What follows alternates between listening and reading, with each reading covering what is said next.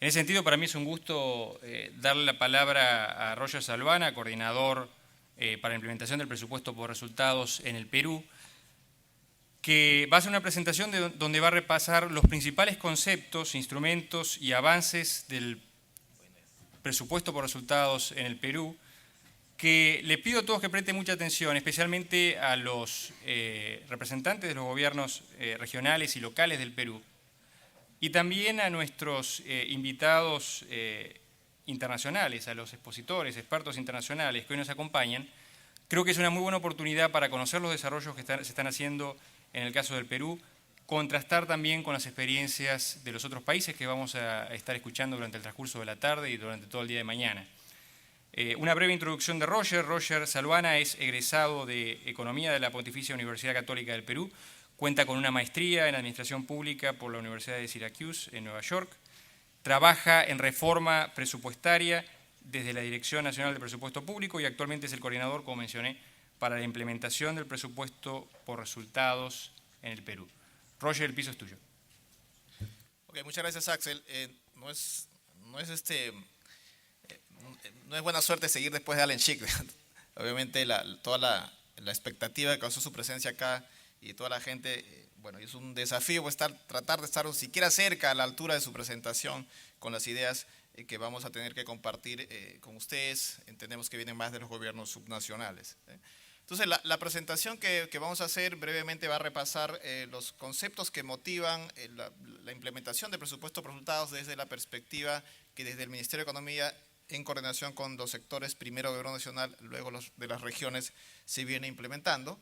Y luego un repaso rápido de los instrumentos que se utilizan desde nuestra perspectiva para poder implementar estas ideas, ¿no?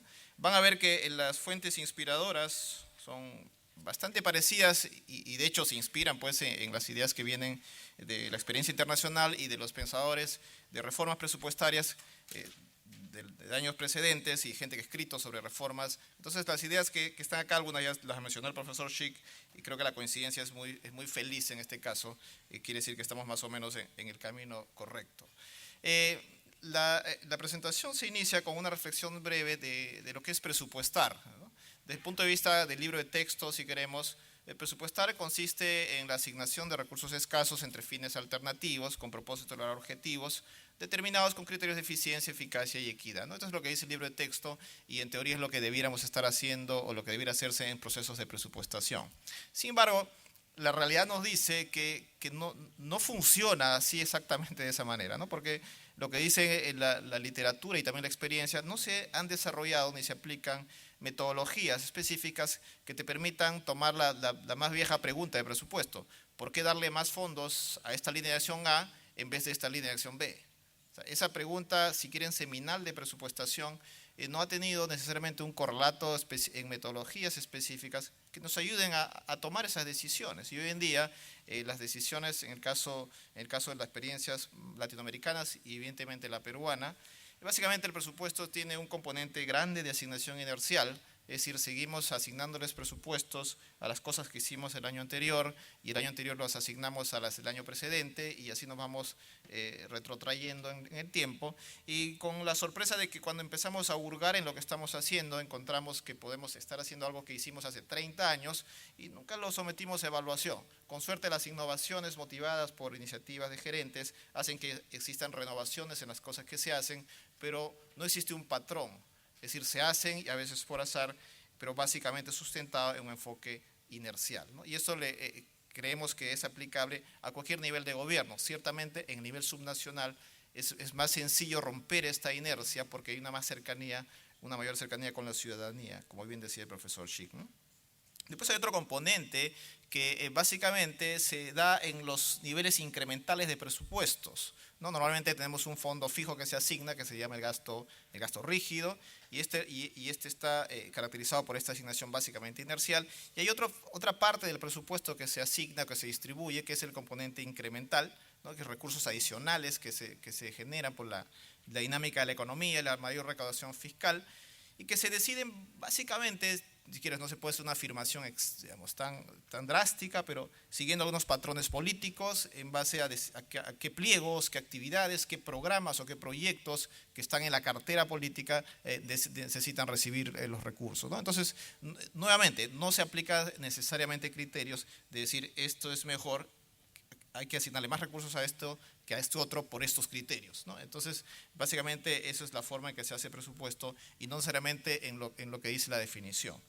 Y en este proceso, lo que dice también la evidencia es que los excluidos, aquellos que no tienen voz en el proceso, que pueden ser personas individuales, pueden ser los más pobres, la gente que no tiene acceso a bienes y servicios fundamentales o a las que aquejan con mayor morbosidad los problemas, no participan en esta toma de decisiones, o sea, no dicen su voz y no se escucha su voz. Y eso también se aplica a instituciones, ¿no? Mientras más chiquita es la institución, menos capacidad de llegada tienen a los que toman decisiones, a los que manejan, a los que toman las decisiones en un enfoque informal o formal, como también aludía el profesor Schick, pues no consiguen recursos para sus intereses, ¿no? Entonces, los que no tienen voz pierden en este proceso y el objetivo básicamente del proceso es lograr eficiencia. Pero un concepto de eficiencia que se traduce en la práctica en controlar el gasto, es decir, tratamos de no gastar más y a eso le llamamos eficiencia, aunque todos sabemos que eficiencia pues significa gastarlo menos y lograrlo más, ¿no? Si queremos simplificar el concepto. Pero en la práctica, cuando se ejerce el proceso presupuestario, básicamente el concepto de eficiencia se traduce en reducir los gastos, ¿no? Poner los techos, controlar los flujos mensuales, los flujos trimestrales y cerrar la llave, ¿no? Y cerrar la llave y a veces el concepto de eficiencia se ha perdido, o sea, se ha desnaturalizado el concepto de eficiencia, ¿ok? Entonces la normatividad por ello es abundante en restricciones a gastar, ¿no? Y raramente optimizar gasto, ¿no? Y esto es un problema que le aqueja a todos los sistemas presupuestarios en los países nuestros de Latinoamérica, ¿no? Y el profesor Schick también lo ha mencionado, existen muchas restricciones, se reducen las flexibilidades y no por gusto, ciertamente tienen una motivación válida que es los riesgos de corrupción, los riesgos de malversación de fondos, etcétera. Entonces tenemos ahí cosas que ir sanando antes de ir reduciendo probablemente o ir generando más flexibilidad, ¿no? Y en este escenario, lo que dice también la evidencia es que el ciudadano, es el individuo, ha perdido presencia, se ha obscurecido la visión del ciudadano como un eje, como un actor importante y preponderante a la hora de tomar decisiones, ¿no? Principalmente porque si las asignaciones son adicionales, es decir, si hay un esquema inercial, si alguna vez estuvo el ciudadano, uno no puede suponer que siempre está en la ecuación, porque esto se ha venido acumulando o generando estas repeticiones de asignaciones, ¿no? Entonces a esto se ha dado en llamar el enfoque sectorial o enfoque institucional, donde las instituciones tienden a verse a sí mismas cuando presupuestan y la pregunta que se responde es ¿cuánto necesito para financiar lo que quiero hacer? ¿Cuánto necesito para financiar lo que estoy haciendo? Y los gerentes públicos básicamente están tratando de expandir su radio de acción y contratar más dependientes, ¿no? Ese es el vicio del gerente que está escrito también en la literatura y que se replica en el proceso de presupuestación. O sea, todos los gerentes tratan de contratar más gente, tratan de ampliar las cosas que hacen, ¿no? Que es diferente lo que se logra o lo que se entrega como producto y como resultado, ¿ok? Entonces, otro concepto que se pierde en este proceso es el de eficacia o efectividad, ¿no? Dependiendo de cómo hagamos el énfasis en la palabra. Es decir, dado que solo necesitamos financiar cosas que hacemos, nos tratamos de fijar en que hacemos lo que hemos dicho que vamos a hacer y gastamos lo que hemos dicho que vamos a gastar. Porque además hay una norma que dice que si no gastas tienes que devolver el dinero. Es decir, tratamos de ser eficientes en usar más el recurso para hacer lo que hemos tenido que hacer y el ente de control trata de ser eficiente el gasto limitándote a que gastes solo lo que tienes que gastar. Y nadie mira al ciudadano y nadie mira el producto y menos nadie mira el resultado que requiere y valora el ciudadano. Entonces parte de la reforma implica pensar a cambiar esa visión, ¿no?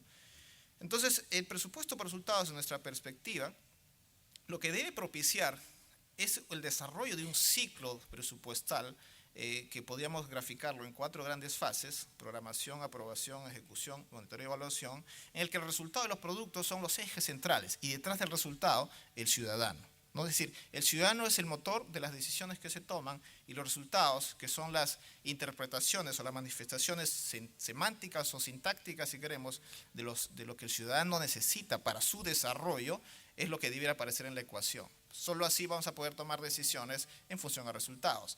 y no tener solo presupuestos informados por resultados, como critica el profesor Schick, ¿no? Él diferencia presupuestos informados por resultados, que tienes un montón de información, indicadores de todo tipo, de un presupuesto donde tomas decisiones basadas en resultados, es decir, donde los recursos inerciales sean reasignados en función a resultados y los recursos incrementales se asignen con criterios de prioridad en resultados. Es decir, el país debería tener una